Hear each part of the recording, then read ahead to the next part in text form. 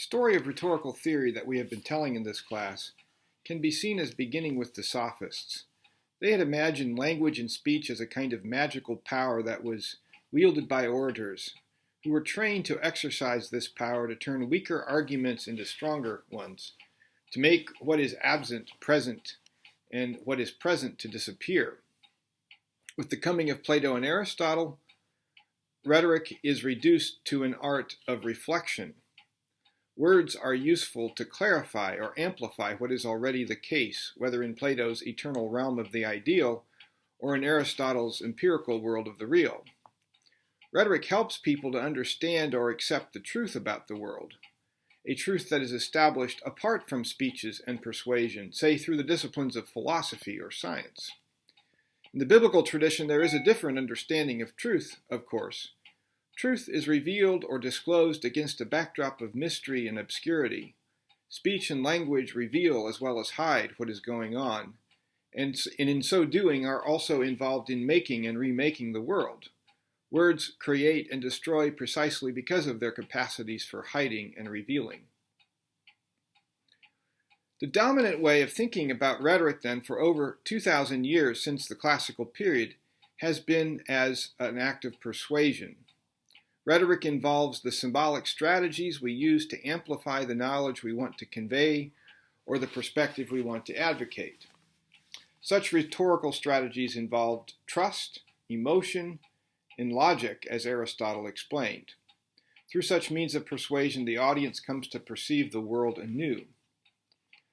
As we saw during the time of the Enlightenment, philosophers and scientists sought to develop a practice of speech and writing that was as non-rhetorical as possible.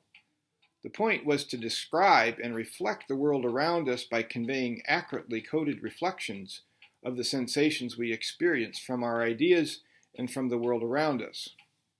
The Enlightenment hope was that we could ground our understanding of the world in the empirical details of what is really going on, and could thus make the world more predictable and orderly for humans. We'd be able to cure diseases and plagues. We'd be able to achieve greater freedom and equality. And we'd be able to abolish such intractable human failures as war and poverty. And we saw that Nietzsche prophesied the end of this Enlightenment project by denying that there is anything except a metaphorical connection between our ideas, our sensations, and the world out there. When we speak as if our words are reflecting knowledge about the world from Nietzsche's perspective, we are liars who are simply seeking to exercise power and control. And now this brings us to Kenneth Burke. Burke is one of the earliest modern rhetorical theorists to take seriously the idea that language does not really reflect reality, but rather constructs it. And he's saying something a bit different from Nietzsche that also heralds the direction of rhetorical theory in the last half of the 20th century. Meaning arises for Burke neither from the world as such nor from our interior ideas about the world, but from the symbolic order itself, the system of signs and our use of it that constructs the meaning of the world. If you read the short biographical introduction to Kenneth Burke's work in our anthology, you'll realize that Burke was an American writer who was from our neck of the woods. He was born in Pittsburgh. He attended Ohio State University, although he never seems to have finished a college degree.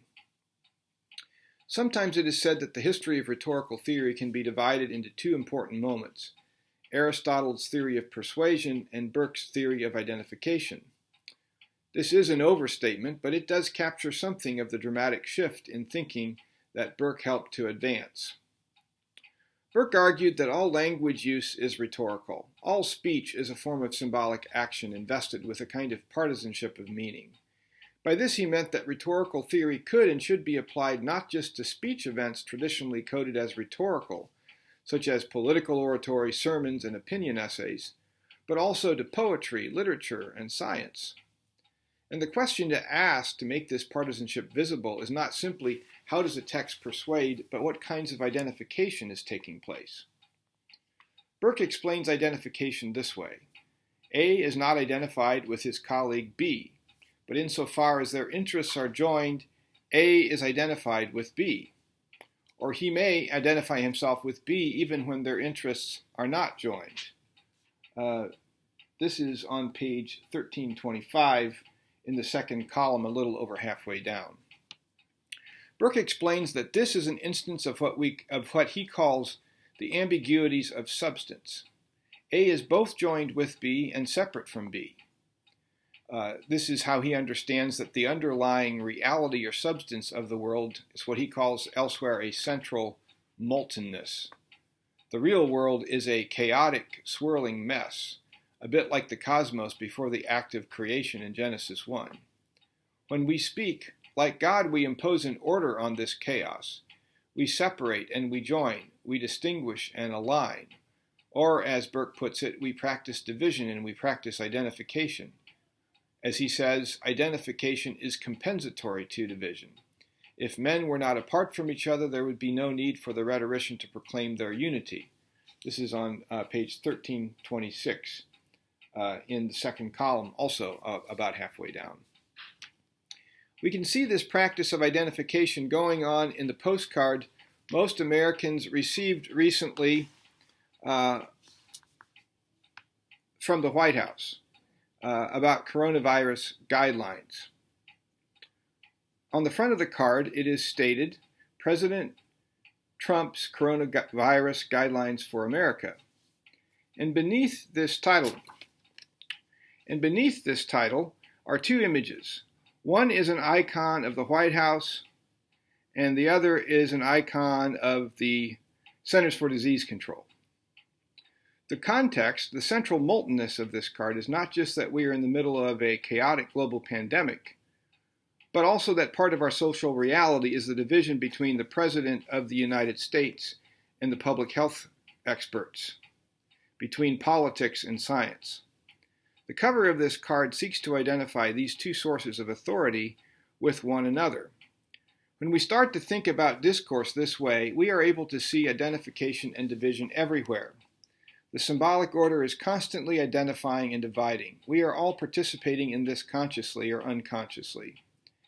It's not just how we argue, it's how we know who we are.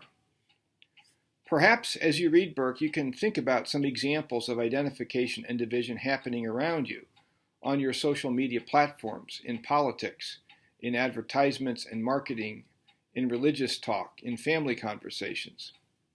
I look forward to sharing some of these examples of identification and division in our class discussion.